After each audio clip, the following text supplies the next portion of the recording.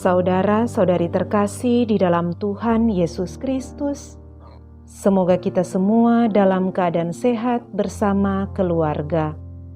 Saat ini marilah kita mendengarkan bacaan kitab suci dan renungan harian Kamis 3 Juni tahun 2021. Bacaan pertama, bacaan dari kitab Tobit. Dalam perjalanannya, Tobia dan Rafael memasuki negeri Media dan sudah sampai dekat kota Ekbatana. Lalu berkatalah Rafael kepada Tobia, "Saudara Tobia," saut Tobia, "ada apa?" Rafael menyambung, "Malam ini kita harus bermalam pada Raguel. Dia itu seorang kerabatmu dan mempunyai seorang putri bernama Sarah."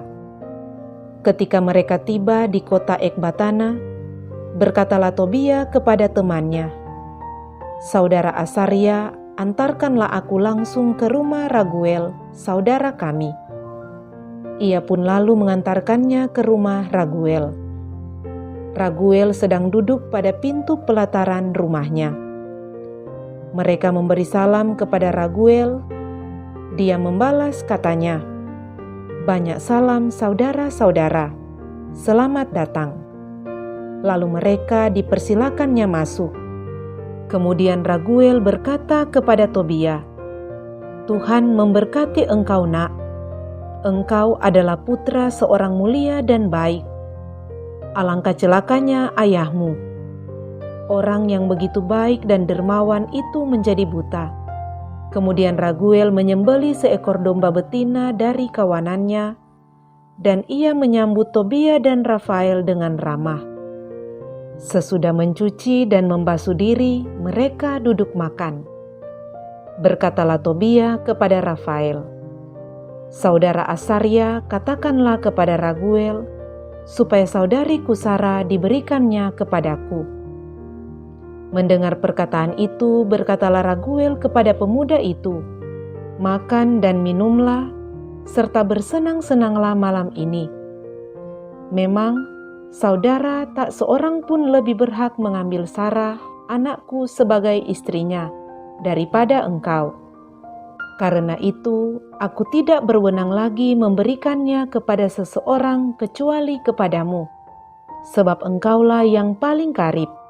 Tetapi, anakku, aku harus memberitahukan kebenaran. Sarah sudah kuberikan kepada 7 laki-laki di antara saudara kita. Tetapi semuanya mati pada malam pertama menghampiri Sarah. Maka anakku, baiklah sekarang makan dan minum saja. Tuhan akan mengambil tindakan bagimu." Tetapi saut Tobia, "Aku tidak akan makan atau minum apa-apa sebelum engkau mengambil keputusan tentang diriku." Maka jawab Raguel, "Baiklah, Sarah kuberikan kepadamu sesuai dengan ketetapan kitab Musa. Allah sudah memutuskan bahwa Sarah harus diberikan kepadamu. Maka hendaklah menerima saudarimu ini. Mulai sekarang ini engkau menjadi kakaknya, dan ia menjadi adikmu.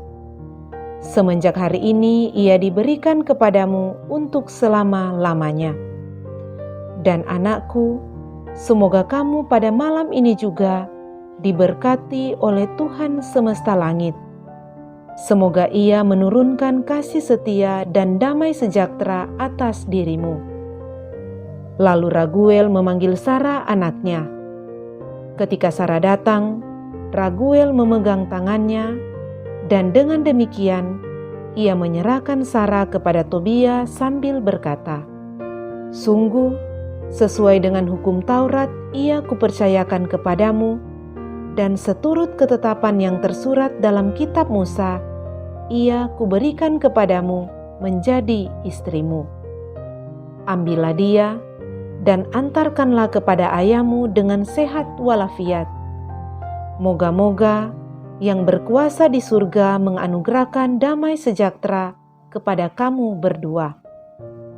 Selesai makan dan minum, mereka semua mau pergi tidur.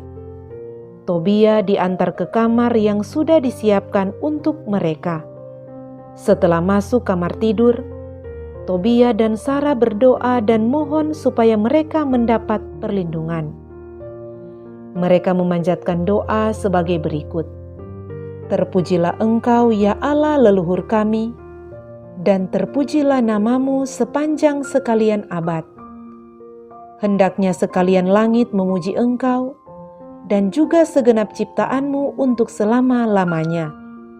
Engkaulah yang telah menjadikan Adam, dan baginya telah kau buat Hawa istrinya sebagai pembantu dan penopang. Dari mereka berdua, lahirlah umat manusia seluruhnya.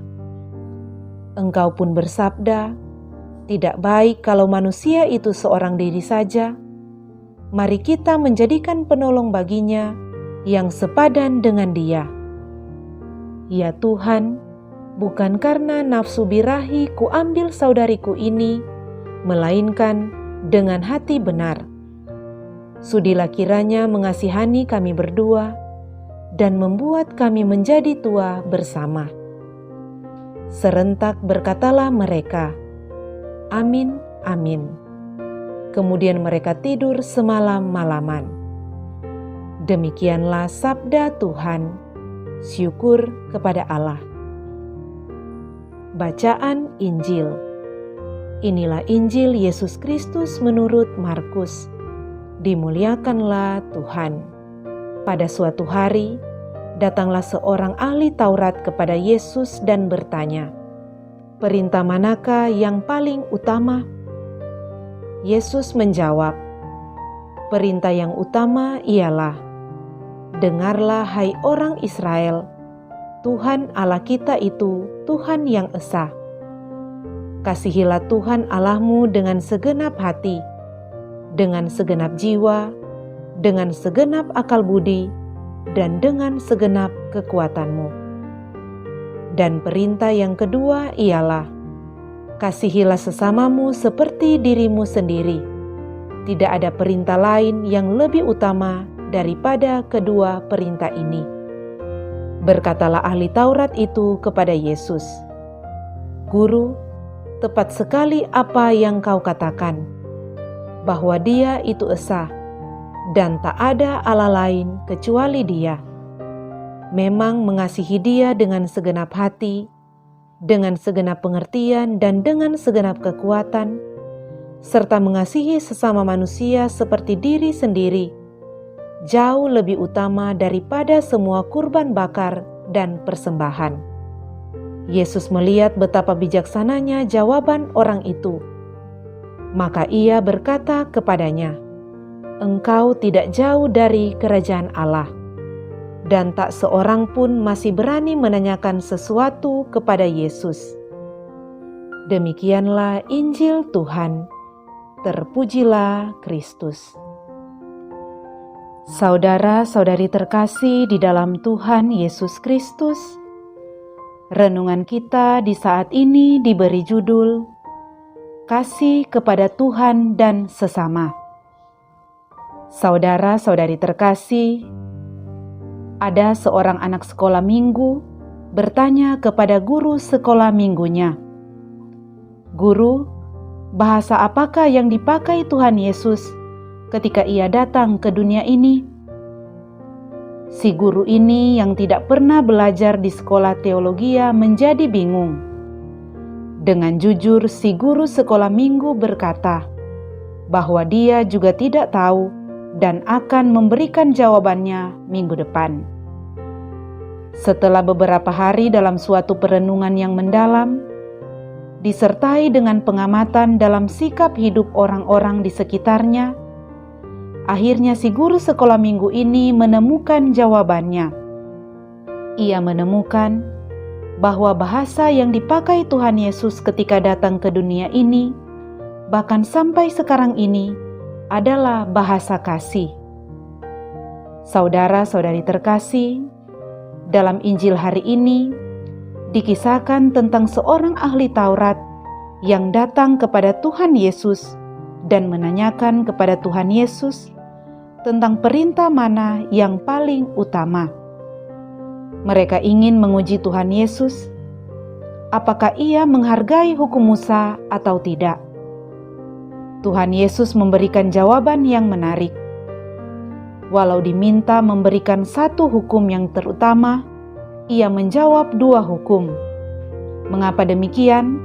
Karena mengasihi orang lain atau sesama adalah tindakan yang akan muncul jika orang mengasihi Allah. Kedua hukum ini saling melengkapi. Kita tidak dapat melakukan yang satu tanpa memenuhi yang lain. Hukum itu menyatakan kewajiban manusia kepada Allah dan tanggung jawab terhadap sesama.